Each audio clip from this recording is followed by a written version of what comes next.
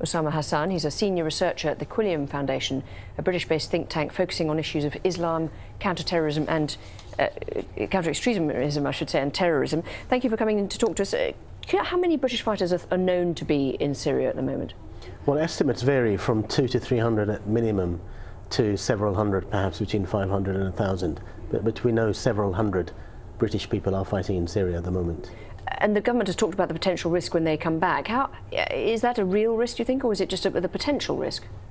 Unfortunately, I think it's a real risk. It's a small risk, but it is very much real. I mean, most of these British jihadists say they've gone there to fight against Assad, you know, a brutal regime there, and to protect the Syrian people as they see it. They've gone with good intentions, the vast majority of them.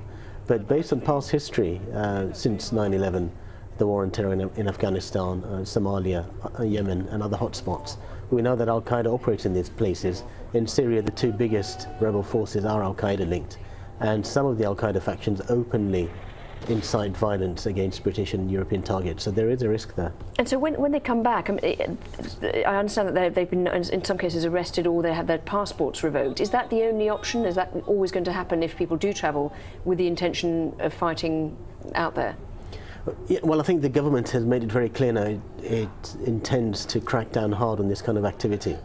Fighting abroad is strictly illegal under the 2006 Terrorism Act. You have to be a member of the armed forces. You can't pick up a gun otherwise.